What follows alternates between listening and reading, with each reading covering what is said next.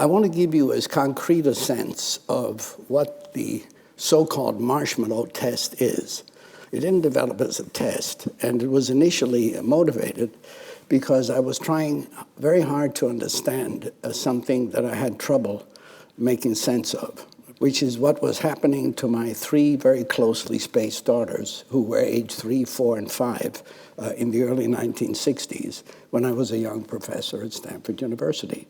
And I saw these three young ladies go through a tremendous transformation that all of us who have had children see in our children, which is how they change from being these hugely impulsive and quite uncontrolled, adorable, and also complicated and difficult challenges and joys in the early years to becoming the amazing people that they begin to be when they're 4 and 5 and 6 and are actually self-instructing themselves, and we can have real conversations with them, and they're able to control themselves and to wait if we're lucky. And I realized I didn't have a clue about what enabled this, what made it possible, what was going on in their heads and in their behavior that allowed this transformation to occur. And of course, in America particularly, this was the height of behaviorism. So in the 1960s, to be talking or thinking about what goes on in the mind, not to mention the brain, was considered a non-scientific subject. So the challenge was to find a method that would allow one to study this systematically and begin to be able to do experiments on what makes it difficult or what makes it easy for children to delay gratification and to take future consequences into account. The challenge was to find a method that would allow one to begin to be able to do experiments on what makes it difficult or what makes it easy for children to delay gratification and to take future consequences into account. The situation that we developed was one in which the very first thing we did was to build a trust relationship with the child so that the child clearly understood that the promise maker would keep his promises. And the kids have already made a choice that they would like to have 2 Oreo cookies later rather than 1 Oreo cookie now.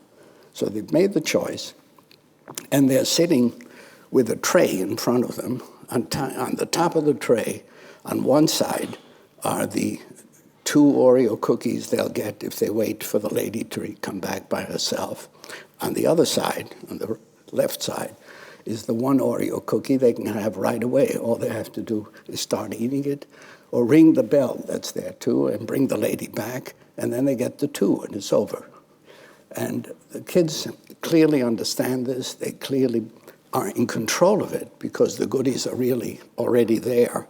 So it's a very simple situation in which the measure is how long do they wait. Can you tell us how is it that children learn strategies? Because in the film, one kid turned away, one had an imaginary conversation, and presumably no one had said to them, here's a what-if strategy to cope. I mean, how is it that they learn these strategies, and why do some kids learn them much better than others?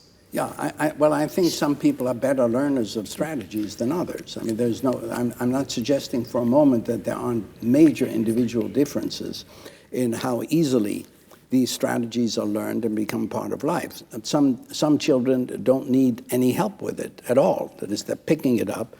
All children develop an intuitive understanding also of what the rules are that make it possible to delay gratification more. For example, if we ask 4-year-olds, will it be easier to wait for this if you can see it or if we put a cover over it? And they know that it's there even when it's covered. They have object constancy. The 4-year-old may say, it'll be much easier for me if you leave it uncovered. And then you leave it uncovered, and he rings the bell in 2 seconds. That is, they've got the rule absolutely wrong. By the time they're 5, most children know it's better if it's covered. So, but the relationship between knowledge and action is, again, very complicated. In one study, for example, we asked, if you can have a little chocolate now or a bigger one later, what would an intelligent child do? And the child says, an intelligent child would wait.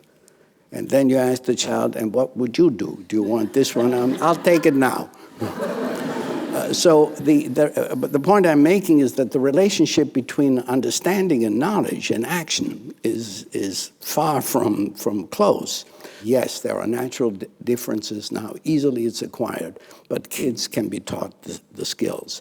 For example, in one experiment, we varied what the child saw. They could either see the marshmallows or they could see a picture of the marshmallows. We found that seeing the marshmallows made the bell ringing go very, very fast. Seeing a picture of the marshmallows actually helped them to wait much longer.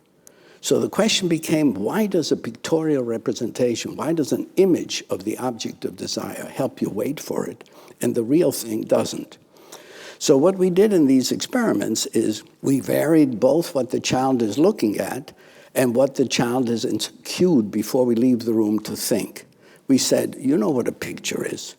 Yeah, a picture is something with a frame around it. If you want to, when you want to, while you're waiting, you can make believe it isn't really real. It's just a picture. Put a frame around it in your head. The same child that would ring the bell within 30 seconds when it's for real, when he's imagining that it's a picture, even if he's looking at the real thing, can wait a huge amount of time.